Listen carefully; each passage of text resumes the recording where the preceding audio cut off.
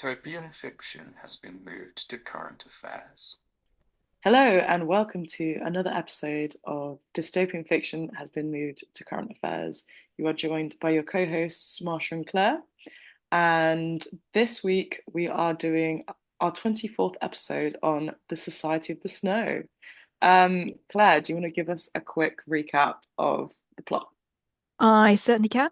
So this is the first time that we have done a film that is very much based exactly on a true story. Yeah, in Um, reality, yeah. yeah, it's a Uruguayan film, very recent from last year, La Sociedad de la Nieve, and it tells the story of the Uruguayan plane crash that famously crashed in the Andes in the 70s, and the way in which part of the group of passengers on board managed to survive in this incredible, inhospitable landscape in the Andes. Which we will talk about a little bit further. It's not the first film that's been made on this theme, as well as the survivors having written books and contributed to interviews and so on. There was a film made in 1993 called Alive. It was a Hollywood film. This, by contrast, has a slightly different feel to it because it is a Spanish language film made with the input of the survivors. And it essentially tells from the point of a rugby team and their friends and family boarding a plane that had been chartered to fly from Uruguay to Chile. And through pilot error, it's understood that lots of discussion about exactly why it went so wrong. They clipped the mountain and the plane broke into pieces, with the majority of the front part of the fuselage flying down a slope and leaving a group of people, excluding the pilots who died, alive, where they remained for 2 months. Yeah, Um, 72 days, I think. yeah, that's right. Wow. So uh, unfound by the rescue parties, left for dead, and eventually saved following the incredible journey of two of the survivors to exit the Andes. Andes completely. Yeah, Yeah. exactly. And perhaps it's most famous as an example of when people in a desperate situation have resorted to eating the corpses of Yeah. the dead. Survival Um, cannibalism. exactly. So, Marsha, what is your impression of this film Yeah, I mean, overall? I think I before I'd watched it, I got on a text from Claire saying how it's saying how harrowing it was. It wasn't They are it wasn't standing in my garden going, Brad's level. Yeah, I was like, oh my God. And I was like, this will be the perfect film for me and my flatmate to sit down and do some like knitting and sewing to. And as we're watching it, I think we just like throughout the 2 hours just kept turning towards each other, being like, what are we watching right now? But um in terms of a piece of cinematography, I think it was really, really good. yeah. I mean, it's not set out to be super artsy or anything, and it achieves Mm. what it does beautifully. Mm. I think the soundtrack is really, really Yeah, lovely. very effective. Very Um, effective. Um, yeah, and just in terms of like bringing kind of this true story to the screen, I think they had some clips of like helicopter footage mhm.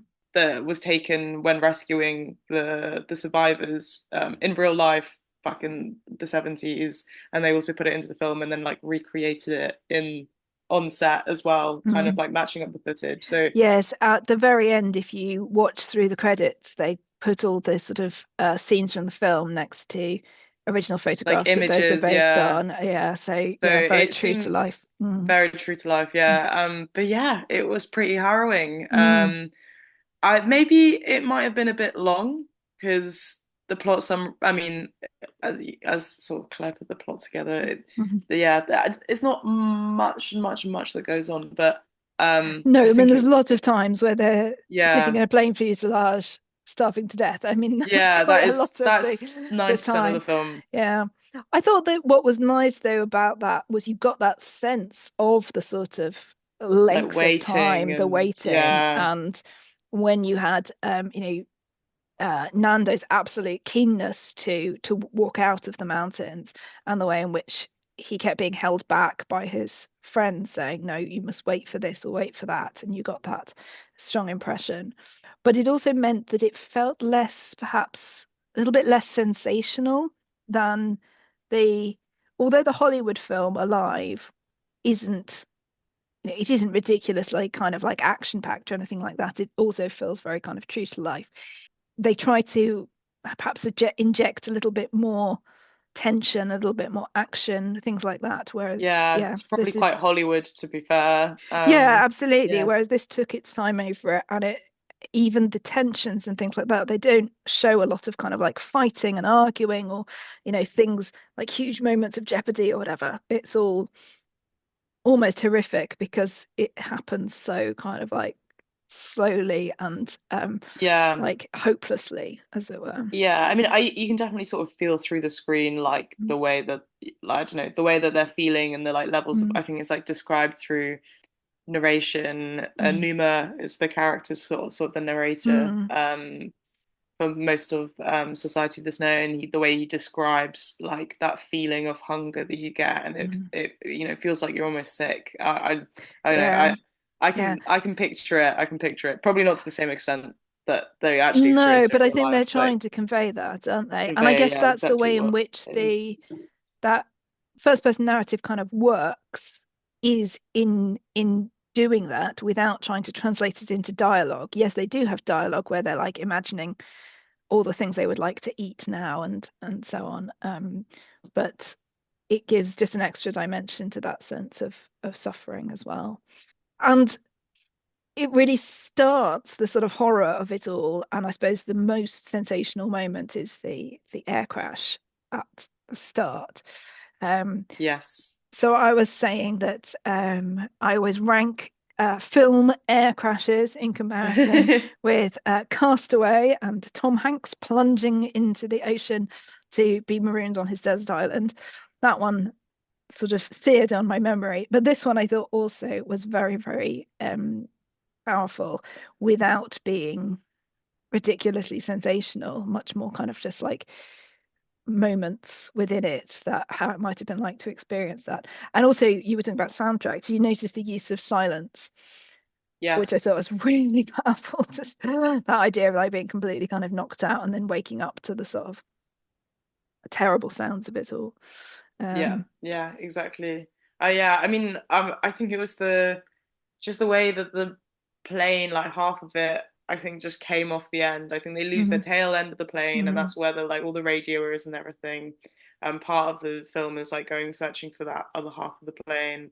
That's right, Um, yeah. and yeah, and I think we were saying just before we started recording how like the front half, all of the seats kind of smash into each other, and like Mm. I don't know, accordion into each other. Maybe Yeah, yeah. just like get and everyone gets compressed in it. I think it's the I think the bit that is quite horrifying about this film is obviously the cannibalism, but with that, just like the body horror. I think it's quite Mm. shocking to see like people's legs and arms getting twisted into awkward positions, and then obviously seeing flesh getting cut up. Although I don't think that's as sort of graphically shown in the No, and film. I think I'm it's sorry. to their credit that although there is, as you say, this kind of body horror, a lot of it is done through sort of the sound of cracking bones, or Yes. the sort of, look upon an individual face or something like that, rather than kind of lots of zooming in on gory detail. Which again, it's partly I think because we see a lot of it through the perspective of this character Numa, so we're a bit more kind of inside the film, inside the kind of scene around him, as these things happen. And yeah, one of the things I think again that this film does that the American film doesn't, is this focuses on the experience of the passengers and the lack of knowledge and the sort of sense of like, is this really going to crash, as it were? You sort of get the tension of the knowing that this is a slightly difficult plane journey to do, and that there will be turbulence, and then suddenly down they go. Whereas you see more of the kind of the pilot's reaction and see the process of like looking out of the front of the plane in the 1993 film. So I liked that about it. I liked the fact that it conveyed a lot more of the shock of the whole experience. Yes. Yeah. Um, Absolutely. but yeah, I agree with you that the crushing is bad, and I know that it was the people that they lost in the kind of second waves of death over the first night were the people with the compound fractures and things like that who died as a result Yeah. of those injuries. So, Yeah. Exactly. um,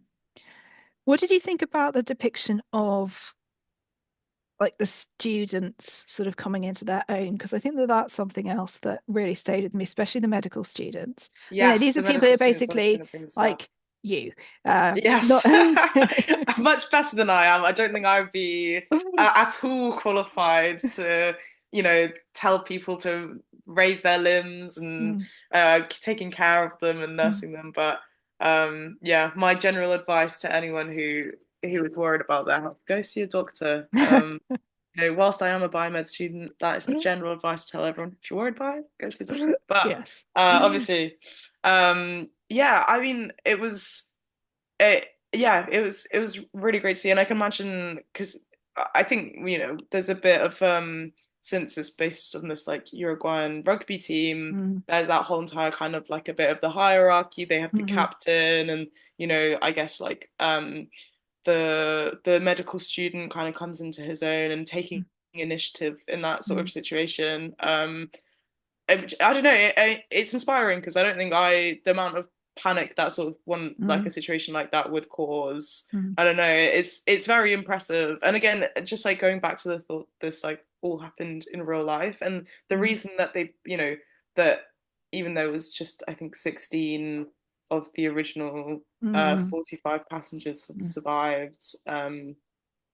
Like the reason they probably survived was just how like quickly a number of these people took control of the yeah. situation, and and throughout the film as well there's kind of like the sort of leaders of the group sort of resort to sometimes concealing certain Mm, information to keep like the morale up and mm. other things.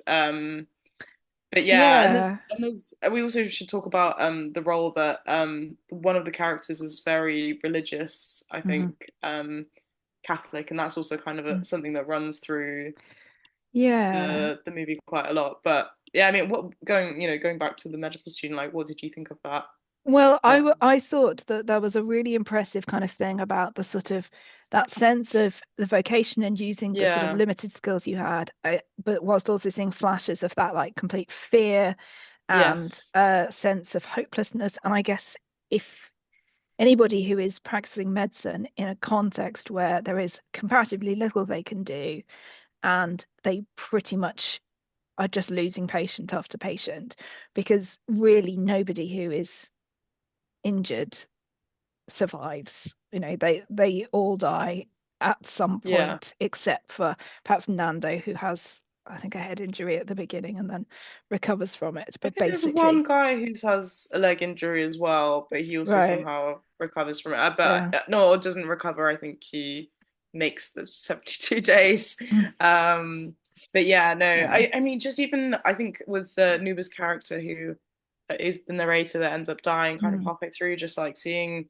I think it was bed sores. Did he have bed sores? Was that what it I think that was? was what they were cleansing Um, his back for. Yeah, yeah, um, I don't know because like even then like there is the options that you have as like an injured person in that mm, situation is to just sit inside mm, the aircraft where it's yeah, going to be warm and there is nowhere to mm, go. There's no one, mm, and exactly yeah, just like yeah, having as like a like as the medical student within mm, the film, just like what can he really do other than clean the sore and yeah, also with what to be fair, I think yeah, they didn't they exactly.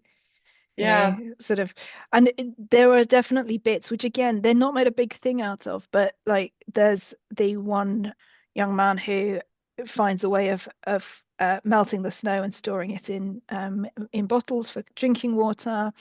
We'll talk more about the kind of provision of meat in due course. But as you said, there's Marcelo, there's the team captain, and the way in which he takes kind of the older of these youths around him to sort of say, you need to be responsible now, and so on. Um, and then of course there's, you know, Nando, who has this vision of walking out, and who ultimately is the one who brings about the fact that they are saved. Before we get more into those kinds of details, it might be worth just thinking about why it is so bad to be crashed in the Andes. Yes. It I mean, seems obvious in a way, you know, nobody wants to be in a plane crash, but you were really presented with the many, many reasons why it's not a place where human beings can yeah, survive. well, it's the most, I think the most dangerous, I don't know if this is like a colloquially Mm. said kind of thing, but it's the most dangerous mountain range in the world, I'd say, or something like one of the most dangerous. That figures, I think, yeah. Mm. Yeah, yeah. But it's yeah, they crash in the middle of winter, I Mm. think, during like all the snowfall. Yes, it Um, must do because the thaw comes at the sort of the 2 month thaw point, comes, doesn't yeah, it? two Yeah. month point. Like, they're the whole time they crash at the top of this sort of peak of this mountain. It's all like snowy white. Mm. Having just crashed in a white aircraft being one of the reasons that with the rescue efforts they weren't spotted whatsoever. Mm. Like right at the beginning of the film, there was I think a helicopter that went over them, and That's right. they were like Yeah. trying to Yeah. get the attention of them, but to no avail. Mm. Um, but yeah, it's just it's kind of barren. I guess it's like Mm. a snowy desert. Mm. There's no vegetation, there's no like running water. Although I Mm. guess considering they are on the top of a snowy mountain, they've Yes, I managed, suppose it's one of the thankfully, things that they do have access to is is water. water, fresh water. Yeah. Um, but I mean, it's the incongruity, I think, of seeing these young men in shirt sleeves and sort of, you know, deck shoes in this you know, incredibly inhospitable, freezing um, Yeah, with -30 environment. degree like drop in temperature at night, I Yeah, think it that's what they was. said. I kept getting confused Yeah. looking at different things between Fahrenheit and centigrade, because of course a lot of the stuff written about it was American. I was like, oh, I don't know what Fahrenheit is. But yes, I thought, it's oh, okay. Yeah. yeah, it's I thought very, it'd be, very cold. yeah, very, very cold. Yeah, I mean, some of the other things is yeah, I mean, very, very cold, meaning, frostbite and stuff, Mm. is a big one. And avalanches is something that That's they come obviously into one that we contact with quite a see. lot. Yeah, yeah. Yes, that's was also Mm. horrifying. And so that's kind of as well the like advantages of the thaw, but also you're aware that when the thaw comes, it's also going to provide other dangers because of melting Yes. snow and so on. Yeah. So Um, yeah, they kind of a relentless 2 months with these guys. yeah. I mean, I guess that they are one of the things that presumably helped their survival was that these were very fit young men. Yes. Oh yeah. Yeah, that's very And true. the ones who survive are mostly, you know, in their 20s, and they are members of this rugby team. And, you know, Nando trains to get used to pulling weight in this very low oxygen conditions. And one of the things that I thought was really effective was that they didn't talk a lot about things like the frostbite and sunburn, but you just saw Yes. like the close up of their faces progressively as it went through Yeah. the film, and just like the chapped lips and the way that their skin Oh had kind God. of gone Yeah. this Yeah. Yeah. mottled color. The Um, like the in terms of the costuming and mm, the like cosmetics in that film, mm, I was convinced. I was like, yeah, these guys are like they've just come out of a absolutely. bloody mountain range. And I was thinking right at the very end where, you know, arguably did they take the film a bit far where they go after the rescue? And then I thought, well, no, because that's actually when you see kind of the clothes come off and things like that, and you get these terrifyingly thin Oh yes. bodies, Yes, yeah, yeah, yeah. I absolutely actually completely skeletal. forgot about that section Yeah, right at the end. Yeah, yeah, and the like also all the medical team that has mm, them. Yeah, just like cleaning off and like recovering and yeah, seeing just like what the effect of that experience has mm, like physically done to them. mm, Yeah, no, it's yeah it yeah. yeah. The more I talk about it, I'm just like, to be fair, I think it is a really, really good film, but not one that I'd recommend to sit down and watch, Friday No, night. I mentioned it to Not a chill my one. mother, and you know, she was very interested, but she was Oh also dear. don't think I'm going to watch it. I mean, obviously, in a sense, it has this happy ending, but there is a lot, I think, that raises this question that we'll probably come back to about, it was kind of hailed as a miracle, and the problem with that terminology from the perspective of the survivors. Um, there are also some other kind of particular complications to the situation of where they kind of land and things like that. I mentioned previously that this is a particularly challenging route, needing to go through a mountain pass, but it seems that there was pilot error, and specifically the pilot says that they are past Curicó, and this is the point at which they're supposed to turn to go towards Santiago in Chile, where they're going to land. But for whatever reason, possibly an inexperienced deputy pilot who was piloting at the time, the fact that they were reliant on instruments because of the complexities of the landscape at that point, all of this meant that they had misinformation about where they landed. That misinformation was presumably also one of the challenges of the rescue effort. And we're also talking about a period just prior to the mandating of ELTs, which give emergency location data and things like that. Plus, I think a really crap plane. I read that there were a lot of crashes from this Oh, really? FH227 Oh. and so on. So, a lot that potentially was against them specifically. But they do a lot to kind of compensate in terms of, as you sort of said, the good sense of blocking in the entrance with the luggage, the use of rationing on the food and things like that, which again is treated slightly differently in Alive, where Hmm. the moment they think they're going to be rescued, people start eating all the remaining food.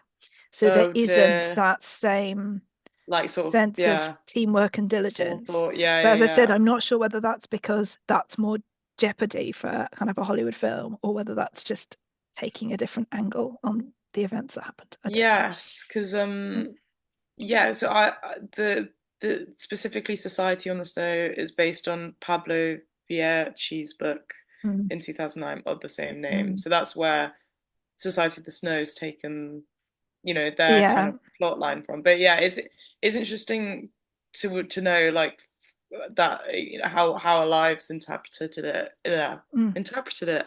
But obviously mm, there's 16 survivors which mm. each have like written a book about it. So Yeah, it's all kind of exactly. And I said across the two very films and interesting. across the extracts of the books that I've read online, um, there's evidently a lot of consistency, and part of it's just the choices that obviously Yeah. somebody making a 2 hour-ish film has to make. One of Mm. the things that we were talking about that is also interesting is this idea about societal responsibility to the survivors of the crash, or obviously they don't anticipate there being survivors because statistically this is so unlikely. It's not an evidence-based likelihood that these people would have survived. So I wondered whether you felt like the powers that be, as it were, and we know it's kind of international cooperation because of where the plane goes down, whose responsibility is it to find them, and do they do enough, or did you feel that they'd done enough in the film? Especially with these kind of like, I don't know. Oh, it's a good question. I think I think it's in these kind of like rescue situations, it's obviously really hard, and like I can't imagine a rescue situation trying to search all of the Andes for Mm, a lost plane. But I mean, it does, from the way that the information is fed to us in the show, it does sound like, there were a good number of search efforts, but mm, in terms of like the amount of money that gets pumped into these rescue mm, efforts, it's kind of hard because it's like, we're looking for 45 survivors, mm. and spending like definitely like a couple hundred grand on this. Like, those kind of like organizing those kind of rescue efforts Mm. are very expensive, and it's like Incredibly when at expensive, the same yeah, yeah. time, so there's societal responsibility to these people who have gone missing, but also societal responsibility to like people who could benefit with that money going elsewhere, and like how Mm, much can you put. I think there's, mm, for example, I read a little bit about the case about that little girl who went missing. Was it like Madeline? McCann. God, Madeline McCann, yeah. But Mm. her, like, she went missing back in the early 2000s, was it, or something like It that? was I a can't long remember. time ago. I remember Very when long it time ago. happened. Yeah. And I think there's still like, people who are putting in funding to search for her now, and there's like at this point millions that have gone in Mm. to that search effort. But obviously those, and then and then those like people, for example, who aren't white and Well, Western, like from the of course, West, like Madeline go McCann missing, was and no like one, a little angelic doll child, and of exactly. And course that that whole the entire, yeah, I mean, the whole mm, entire case, and Madeline McCann as this kind mm, of like story kind of mm, like took off into mm, something completely different in like the yeah, cultural zeitgeist. But it's, yeah, I don't know, yeah, I mean, there is societal mm, responsibility, but then at some point, like, whereas it's hard to determine, and this mm, is what people who are in police forces and search mm. teams have to do, is like, when do you say, oh yeah, I'm going to cut my losses and say Well, these people absolutely. I are mean, gone there's for obviously good? a law of diminishing returns. The Yeah, chances of them finding anybody alive diminished very fast, and so it doesn't um, have the same significance to it. And the fact that they would always intend to return to try and recover bodies is in and of itself yeah, part of kind of maintaining that. I think I agree with you. You know, obviously, it's very, very difficult whenever we put kind of prices on people's lives and things like that. But it does seem to have been a fairly intensive, and as I say, with international yeah. cooperation and all of those sorts of things. And we were talking a little bit about the example of Jay Slater, this young man who went missing and was discovered to have died on Tenerife. And there was a lot of sort of pressure to continue the searches and continue the searches and private money going in and so on. And ultimately, there were obviously people saying, they shouldn't have given up the search, but at some point there has to be an end place on these things. Although perhaps in some instances, and again, yeah, we may be thinking about the sort of privileges that people have with money and white people and people who have got access to news influence and things like that. Mm. It will make a difference. But yeah, and one of the things that interested me was, and again, they didn't really make a big thing about this, although in lots of the things I've read, it was important. When they heard over the radio that the search had been called off, Yes. Oh, and there's what a obviously a lot scene. of despair Yeah. among everybody. Apparently, that was the moment that Nando sort of said, "Good news, everybody! They've called off the search." And everyone was like, "Why is that good news?" He said, "Because it means that we know we have to make our own way out." So if Yes. that hadn't happened, then at what, it's always the kind of let's give it another day, let's give it another week. That decision wouldn't have been made. So that's an Yeah. interesting thing Yeah, as yeah, well. yeah. One door closes, you Mm, gotta, yeah. It narrows down yeah. your options quite a lot, Mm, doesn't it? Yeah. yeah. That's really good. One of the other things I was just going to mention at this point, when we're still talking about kind of the challenges of the situation, was firstly the way in which kind of the snowy environment is portrayed. One of the things that obviously was the case for many of these people, these young people, was that they had never seen snow before. They came from Really? the sunny Yeah. coast. Um, so the very fact that they kind of managed to pool their kind of knowledge and resources in the way they do is quite incredible. But also the way that we as the viewers are drawn up kind of into the mountains to look down on that plain and see kind of what the rescue teams would have seen, which is like the big cross they make to hope to be spotted out of the luggage is minute and basically invisible. This Mm. white fuselage evidently cannot be seen from the sky, and you get a real sense of the smallness of it all within the Yeah. grandeur of that landscape. Yeah, no, Um, I think that definitely hits as well in the sort of following scenes where they eventually decide mm, to make that kind of send out a team of two people mm, to as a rescue effort from the group, and they climb up the top of that mm, sort of mountain, and they get to the very top, and over the very very peak of it, there's just like these spanning Yeah. valleys and spanning peaks, just like they go further and further and further beyond. It's just Yeah. exactly, it does really hit of like exactly understanding why with all the search efforts they Mm. never got found.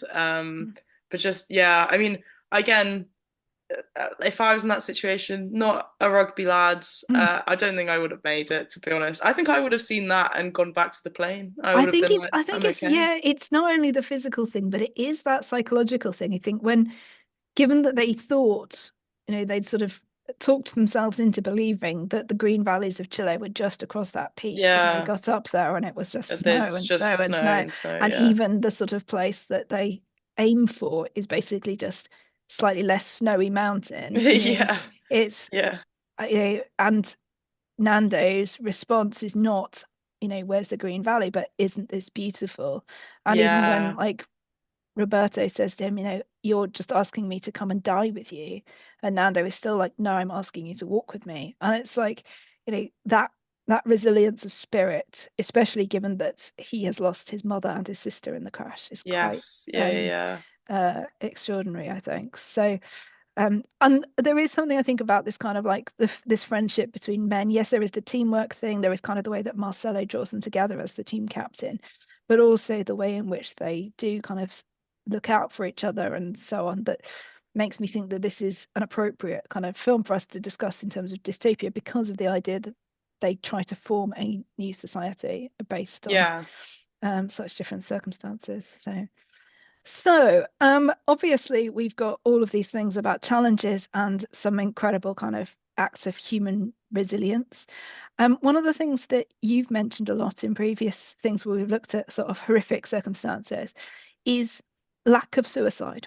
yes, Do you have any yeah. thoughts about that? I mean, that was something I did think about whilst watching this film. Is yeah, there's a very harrowing situation. Often, the way that it's depicted is, loss of all hope, especially for a couple of these survivors Mm, who who have lost their family members and their siblings mm, and their mothers and when the kind of announcement is heard on the radio that the search has gone, mm, I feel like that is a sort of very peak moment, especially in the motion in the film. But there is mm, no, yeah, it is kind of surprising to me that there is no one who is driven uh, to sort of take those you know we just walk take out matters into the into their night, own for example. hands. Yeah, take matters into their own hands and just sort of Mm, say, I'm going to die anyway. Might as mm, well just make it short rather than prolong my suffering. mm, Because also 2 months is like, yeah. it's not like they were there for 2 weeks. Even that Mm, in itself would be mm, something just out of yeah. nowhere. But yeah, I don't know. What did you think of that? I thought possibly two things. I mean, one which we'll come on to in more detail is obviously the fact that the majority of these young men are Roman Catholics and that it's a sin. And that is something that obviously impacts on some of them. Probably the majority, in fact, I think. Um, but I also thought there was something about the way in which they looked after each other. So when they were concerned that the others were, Numa is going mad, for example, they say, there's real concern for him. When one of them is refusing to eat, there's a real effort to kind of convince them and so on. So there's a huge amount of kind of mutual support, even when there's very little that they can do for each other. And I thought that given what we know about the sort of suicide rates amongst young men and the way in which talking about things is considered such a part of this, it did make me think, okay, so, maybe there's a simplification, but this idea of the team unit as a way that young men are brought together and so on, and these friendships are formed, um, I think did help with the desire to stay alive, to look out for each other. Um, with the exception, obviously, being Numa's death, um, Hmm. which perhaps we should talk about that now before we kind of go on to a little bit more on religion, and then we will talk about cannibalism, obviously. I mean, what was your feeling about Numa's death, the last of the deaths? Well, it seems that he was sort of portrayed to have he had an injury and Mm, it sort of developed into a greater hindrance as he mm, gained bed sores, as we were speaking about earlier. But the way it's portrayed is kind of like we don't know whether it was, well, it wasn't, it feels to me like it was a natural death of just like, mm. the illness caught up to him, including the cold and everything else, Yeah, and he just yeah. passed away in the night. It's not, it wasn't played He up doesn't as, take a radical he action. doesn't take a radical No. action. He just passes away in the Mm. night. But what do you think? Do you interpret that as like Well, one of the only kind of potential suicides of the? I suppose it depends on how we view it. As you say, it was in many ways a natural death. He had an infection and then seemed to, on the one hand, seemed to give up hope. He stops eating. He stops kind of trying to perhaps do things that might make him better. The others are just making him comfortable. There's probably nothing that could have been done, but he doesn't do anything about the injury before the infection and so on. So there's a feeling that he's got this kind of idea that he's going to be one of the team that walks out. And then when he's not able to do that, I think that we could definitely view this as the idea of kind of what he says, which is to give up his life for his friends. He knows that they need more meat and that he feels that his body will feed those who walk out, which it does. Um, Mm. but so yeah, so maybe that's a sort of deliberate choice. He is also one of the most religious of the characters, and he holds out a long time on eating human flesh. So there are lots of things that contribute to his death. His death, Um, yeah.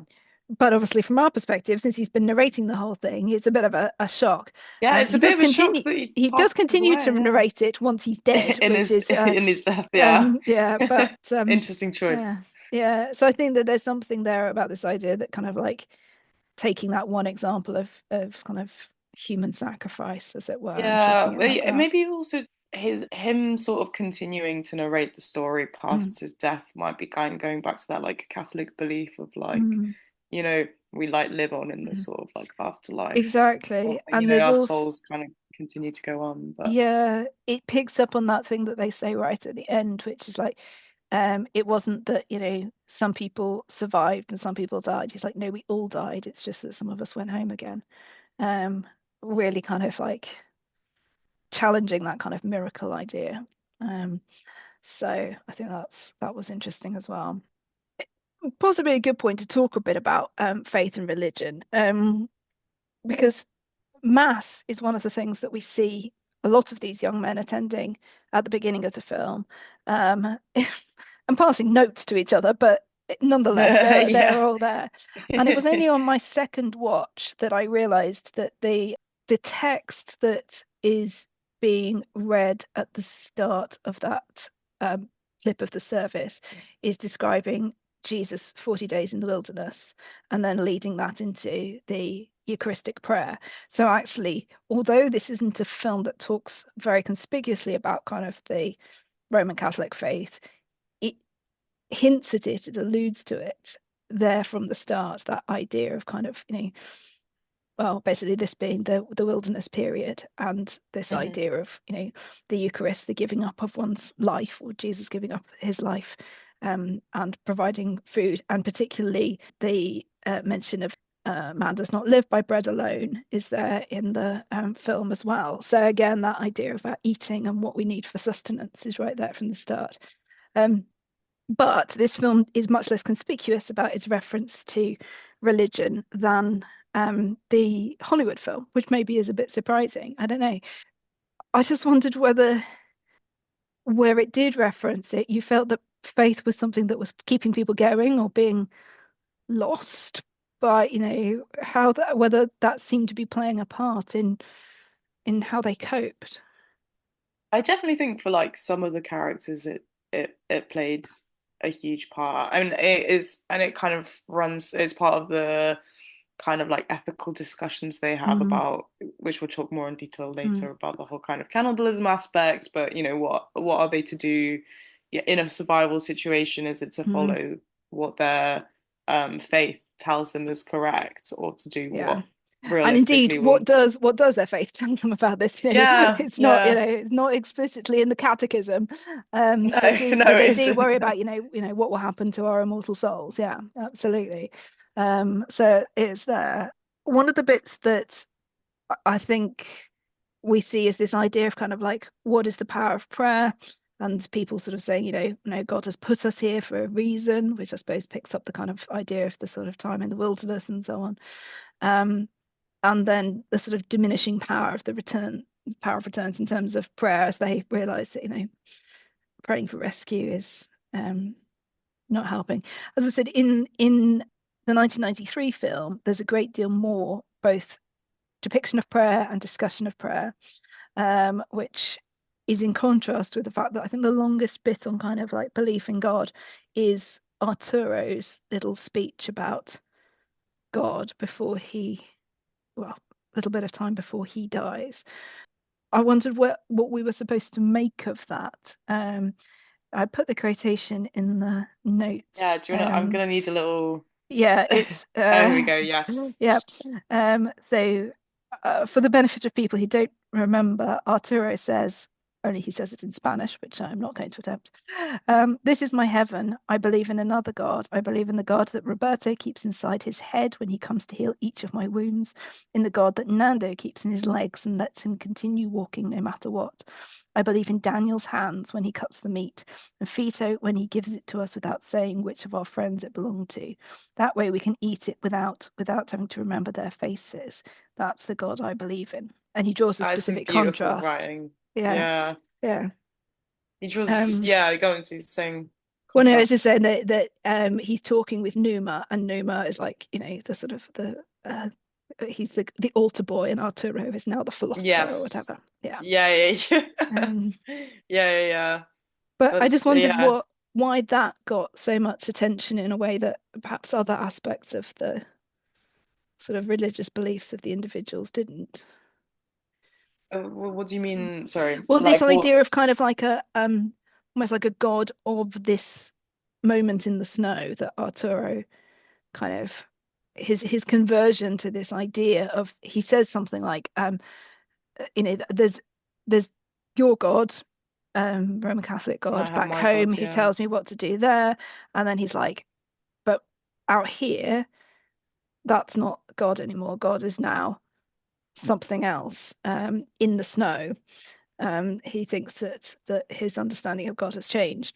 Um, I just thought it was really profound, and I thought it fitted really nicely with everything we've been saying about this idea of kind of like this is a society that is completely codependent, and especially for Arturo, who is basically unable to do anything from the moment the plane crashes. So it seemed like quite a Yeah, good no, sort of absolutely. idea around society.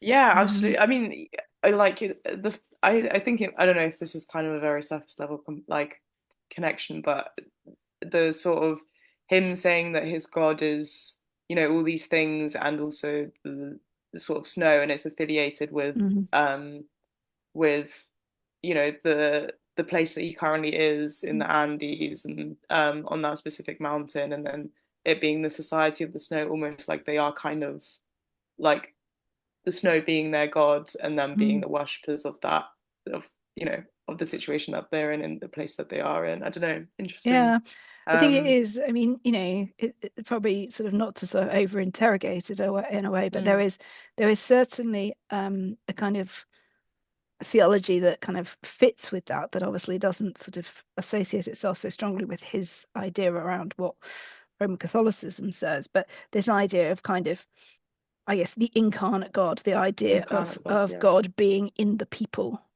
around Hmm. him and working through their hands, um, which, but as you say, also within this context of this kind of overpowering, the thing that has power here is the snow, is the mountains.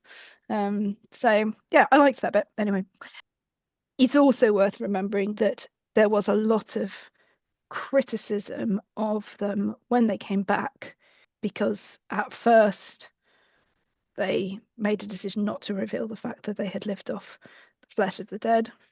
And then when that was revealed, this concern that eventually the Pope wrote and said, no, haven't They did committed the a right sin. thing, yeah. Yeah, exactly. But obviously that was a point of great controversy, especially within their own communities.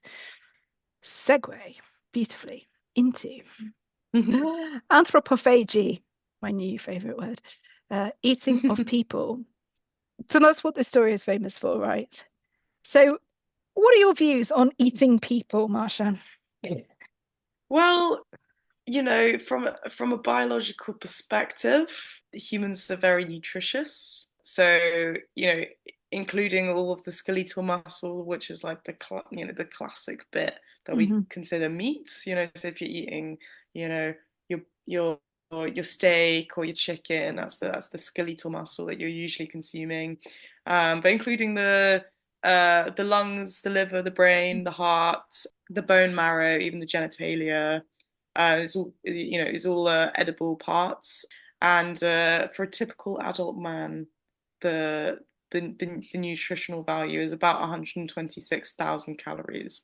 So this is great considering that on average an adult man needs 2,400 calories. Mm-hmm. So doing a bit of maths, it makes sense that one body could feed 25 men for a bit more than 2 days, Mm-hmm. and it makes sense to work out how this was how the survivors made the whole 72-day Mm-hmm. duration. So I think I'm not religious in the same way, maybe agnostic, but I think in the sort of survival situation that they were in, I'd probably Mm-hmm. do the same thing Mm-hmm. that these rugby players did.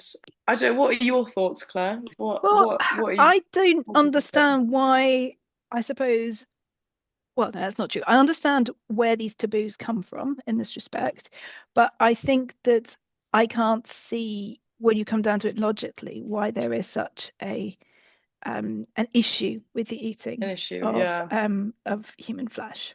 Yeah, do you think Um, that's sort of a huge kind of like rooted in like colonialism and well, I the do sort of think Western that I've view read of some, the yeah, world? I've read Yeah. some convincing arguments to that effect. I mean, because we know that the various traditions of eating humans have usually been associated with tribes in which maybe human beings have been eaten because it was considered as a reverence, an act of reverence for the dead. Talk a little bit more about death ritual, perhaps, before we finish. But that idea that actually it is something that you do to honor that you're dead, or because you're taking kind of power from your enemies. There's all sorts of reasons, but a lot of these things are done within groups of people who were colonized and were treated as savages, and therefore that association with between savagery and cannibalism, I think, is one of the things that has basically made cannibalism a taboo in the Western world because of a racist stereotype. So I think that there's a part of me that agrees with that element. I think that there's also, interestingly, so I'm a vegetarian, but I have much less problem with the idea of eating already deceased people Yes. for the Yeah. purposes of survival, or, I suppose indeed, I guess, in any context where, it's an ethical way to get protein, actually. In this particular instance, we've also got obviously an act of desperation. We've also got a fairly safe source of protein because these people are frozen, from the point of death. We only Yes, see the exactly. bodies, I think. Long term sort Yeah, of yeah. Numa starts food to go off, source. I think, Yeah. at the end Oh, of the does he? 10-day walk. Yeah. But apart from that, and there is this question about whether consent is something that applies. And I tend to think that a body is just a bit of, of meat left behind after somebody has died. Now we've got lots of traditions about reverence to the body and things like that, but I Mm-hmm. suspect that they're more to do with the people who survive than the people who die, as most of these things are. But it is worth saying that within Catholic theology, the idea of the resurrection of the body is a part of the belief system, and therefore there is a sort of background to why these particular individuals might have felt that this was challenging, because there is a lot of reverence around the body, and the fact that kind of it continues to play a part. you know, all the questions that people Yeah. have held in the past about, cremation and things like that, Yes. Yeah. apply there. Um, I mean, what's interesting to me is there is, kind of in terms of like Catholicism and kind of European standards of what to do with the dead when mm, once they passed away, and the sort of practices surrounding that. But then at the same time, there was a huge practice of throughout Europe in like I think the 16th and 18th century of like using powdered mummies from like Egypt as a like yeah, medicinal yeah, cannibalism. yeah, So and then it's kind of again, but not unsurprisingly, this kind of double standard of like, yes, mm, saying, oh, it's unacceptable, mm, having, someone already died, having their body dismembered mm, for, for one ritual, but then at the same mm, time, even though these mummies may be thousands mm. of years old, that wasn't stopping sort of that sort of medicinal cannibalism happening. Yeah, But and even I think, yeah, and even there were like ancient Roman reports that the Celts in Britain practiced sacrificial cannibalism, but that was obviously way back when. But it's true, this but the even if they did, of course, the mm, Celts were the barbarians in the eyes of the Romans. They were a that's true. non-Roman people, and therefore it's exactly the same It's the idea around same. colonial Yeah, that's narrative. So, true. That's true. yeah, so I think that there's a lot that's interesting there. I mean, if we pick up on the sort of Roman Catholic thing, one of the things that was a great point of discussion among the survivors over whether they would succumb to eating the flesh was this idea around the Eucharist. And in a traditional Catholic belief of transubstantiation, the bread on the altar becomes the body of Christ at the point of consecration. And therefore, there's an argument that sort of says, well, every Sunday they eat human flesh. And this was a sort of a point of for the most devout that kind of Hmm. led them eventually to agree to eat. One of the things that comes up quite a lot in this film is the discussion of consent. Hmm. And I just wondered whether you had any thought about that, because they sort of say, it's like organ donation. And then they sort of said, yeah, but to have organ donation, you have to have the donor's consent. And if you don't, it's desecration of the body and things like that. So I wondered, do you think it is the same? I think, oh, this is a hard one because kind of depends. But I mean, in this sort of situation Mm, that happens in the Society of the Snow, mm, it's a survivalist based situation. What they want to do with the bodies, mm, the use of them is kind of it seems like an appropriate. I think it's a case to case sort of thing mm, because obviously then it's kind of hard to say in back in society in the organ donation sort of realm, yeah, there is kind of like the desecration of the body thing. And also, mm. if you think about it in terms of like a very extreme case necrophilia, that's Yeah, like, oh, saying, oh, it's just a body, that person's died, now you can do whatever you like with yeah. it. I I don't know, had there's different exactly this ranges. Do you know what I mean? conversation There's with different my ranges. boyfriend about this. I was Really? like, yeah, well, because we kind of got onto this sort of thing of basically like, well, okay, so is consent over the body of the deceased just basically a sort of formality, because we have this idea that people should continue to have some sense of ownership of their bodies, Yes. even after death.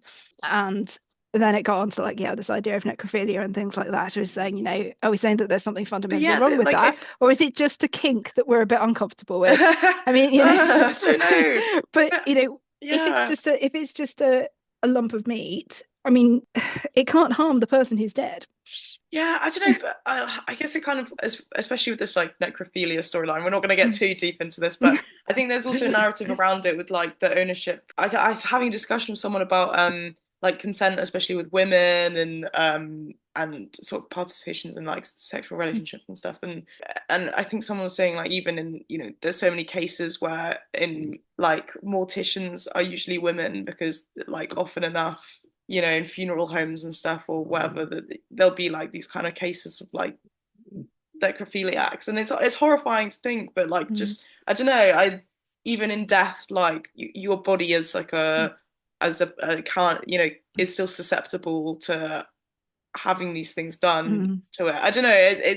It's kind of, I'm not very good at explaining this point No, because I can see your point, and I think do that, you know what I mean? fundamentally, when it comes down to it, however much one might be able to make logical justifications, we do have this feeling that the person who has died, even if they're no longer alive and present in that body, maybe something out of honoring their memory or Yeah. whatever, the correct disposal of a body is not just a religious thing. Most people don't like the idea that, you just wrap it up in black plastic bags and toss it in the ocean. This is generally not considered to Yeah. be a reverent way of dealing with our dead. And I suspect this is a human thing, something about our level of I intelligence think that it's presented in other species as well. I think elephants have I suppose, yeah, funerals for again, their dead they as do, don't well. they? Yeah. Um, Um, which is fascinating that mm, can be like behavior across different species out, mm, which behaviors that are considered a very human thing, such as mm, mourning the dead and mm, community and stuff like that. I think I recently saw a bit off topic, but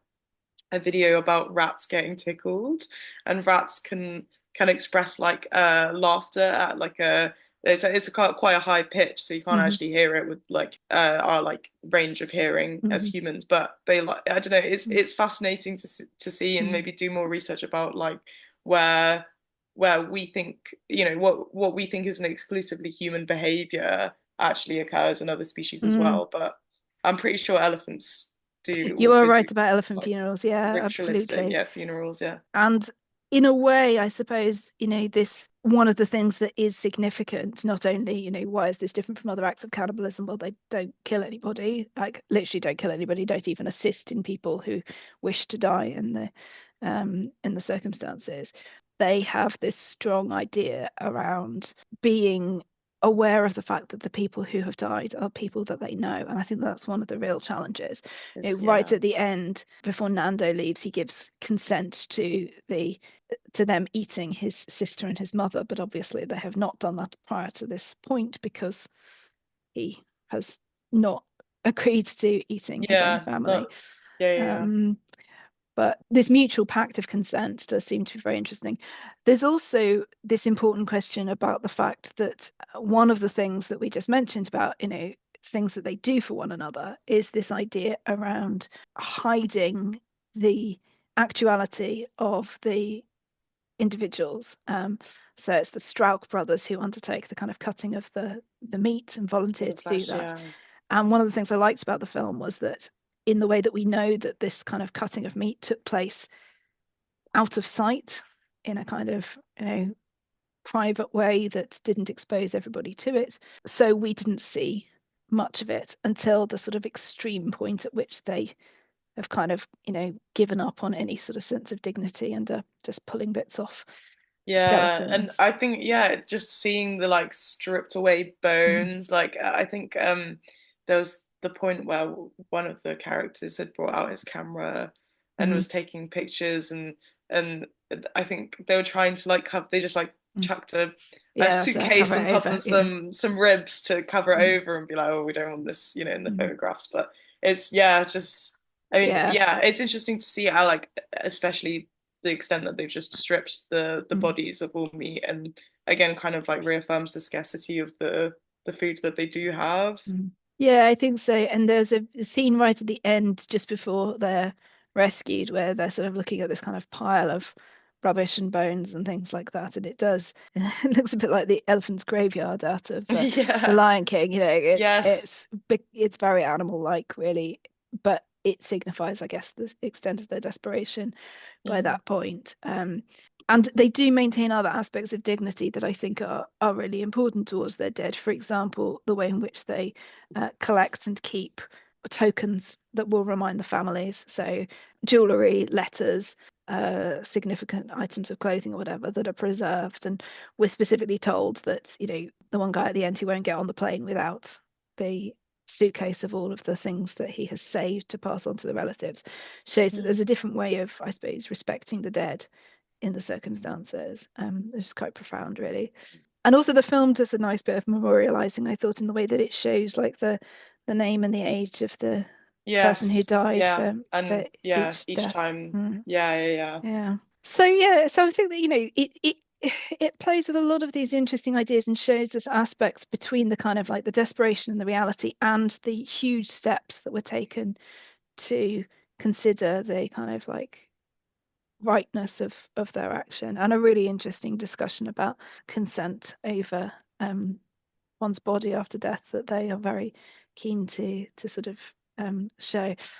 We were talking just before we started recording about famous cases of cannibalism that are often used for these ethical discussions, and the one that we would draw your attention to is the story of Armin Mevers, the German cannibal who ate Bernd Eugen Brandes, this man who responded to an internet ad saying that, did you want to be eaten? And he consented and was indeed killed, cut up, and eaten. And this prompted this kind of great question about whether this was assisted suicide, whether it was manslaughter, or whether it was murder. And eventually, he was charged with murder, but not originally. So this question about whether you can consent in those circumstances to what happens to your body, I suppose that one must raise questions around vulnerability and so on. And that is, I think, something that's really important, that they don't stoop to the idea of kind of like thinking, well, we need somebody else, and so it would be a good thing if Numa turned up his toes so that we've got enough meat for our intrepid travelers to go walk out. They want him to live, and they treat him with dignity and care for his wounds right up to the end. So that, I think, is important in the way that we're told this story. So lots of interesting thoughts there. What's your final kind of like takeaway from the film, and in terms of like why people might want to watch it?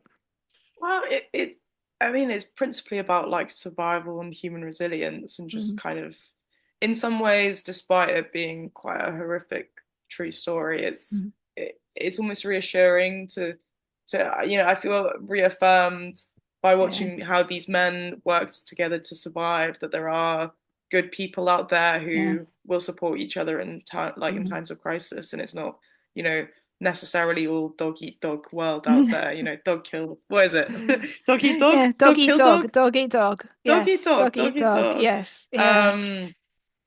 So yeah, I mean, it's also just fascinating to see how these men survived 2 months, 2 whole months. Just yeah, I recommend it. I will be Yeah. rewatching maybe in a few years' time. Yeah, absolutely. I saw that, talking of things that are harrowing, that Threads was televised for the third time ever or whatever this Really? past week. Yeah. I didn't know So that. anybody who watched it for the Yeah. first time has a nice restful evening number Yes. to let us know. But yeah, I mean, I think that it's a little bit like the film that was made of the rescue of the boys from the cave in Thailand, where they had to be where the cave flooded. Do you remember this Oh, film? I don't think I've seen that one. It's again true story. I remember when it happened; it was horrific. But the story of a flash flood in a cave in Thailand with a boys' football team inside with their coach, Oh and wow. this incredible rescue operation that was put in place to basically swim them out of the cave. And at the time, the true story of how it was done wasn't revealed. Oh, there we go. But then when you watch 13 Lives, which is the film from 2022, it reveals to you the true facts of how they got these kids out. But it's also one of those films that's, on the one hand, it's hugely harrowing, the situation, but there is a sort of feeling that, you know, okay, so one of the rescuers dies, but essentially they get all these kids out of the cave. And okay, yes, in Society of the Snow, a lot of people die, but ultimately to rescue another 16, and it is inspiring from that perspective, whilst it is also harrowing. So it might leave us with one final thing that we haven't mentioned, which is what we think about the kind of the ethics of producing films like this that Oh yeah. tell true stories, as it were. Yeah, I mean, Ah, we were chatting about kind of the whole entire like adapting stories about people who are still alive. mm, But I think Claire was saying that that the original survivors had quite a lot of in like Yeah, involvement I in making this understand. film, In the which is same way good. that I think it's very closely based on sort of documented accounts.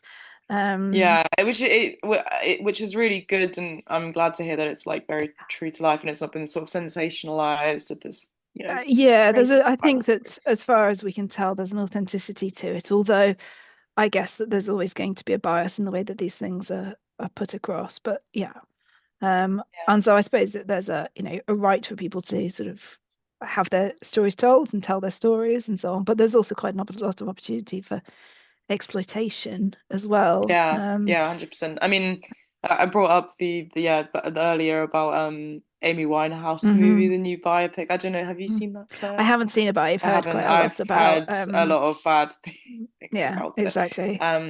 Which yeah, I feel like in that case, I mean, Amy Winehouse died, what, like only 10 years ago, Yeah, I thought it was 2014. about that. Yeah. Like Um, that's really really recent. it is I don't know, recent, and and it's such a sad story. I just feel like yeah, I don't I know. guess the disadvantage when somebody has died is that they have no right of reply. At least in this Yeah, situation, if one of the survivors disagrees with the presentation, then there is the opportunity to do that. yeah. This Um, goes back to exactly our like consent question of like, mm, okay, let alone someone's, what can you do with someone's body, considering the fact that they passed away? What mm, can you do with someone's legacy and their story? Like, yeah. yeah, it doesn't hurt them because they're dead, Mm. but I don't know.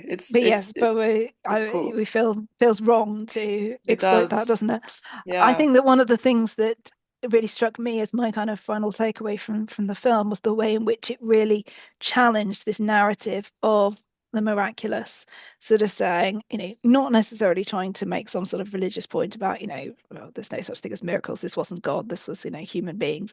Although I think that comes into it a little bit. It was more like when you turn this into the story of a miracle, you have the potential to erase the extraordinary suffering and trauma and the lives that were lost and things like that to focus on the idea of those people who came home and to purely the fact that they came back. So I think that's quite a thing to take away, and almost like this idea of what they had being kind of uh, this extraordinary and terrible bond that was kind of created between them all through what happened. So, yeah, excellent stuff. Well, thank you everybody for listening. What are we doing next, Marsha? Is it Any the ideas? Idiocracy? I want I to think we've got say. something before then. I Oh, think do we have we've got American Psycho first. American So, Psycho? Oh God, long mm, time coming. mm. This one. Yeah, it has. Yeah. So for those who uh, have not read it, I've been trying to read this damn book for really quite a while, and I'm probably about halfway through it Oh and no. struggling. But I would say it's a very good film, and it is an interesting one to talk about. But Okay. it's a tough read as well. So that will be with you in a couple of weeks' time. And in the meantime, we had a really interesting newsletter article from Marsha this past week on the real life matrix and Yes. AI and biotechnology and stuff. Very cool. And you can find our regular fortnightly newsletter, usually fortnightly with the occasional slip newsletter on Substack. And you can follow us on Instagram at Dystopian Fiction Current Affairs and find all those links in the link tree there. Anything else that I've forgotten? Don't think so. Amazing. We got there. Finally, episode is recorded for this Yes. one. Whoop. And thank you, all our lovely listeners, for tuning in. Do let us know what you thought and what you would like us to talk about in the future.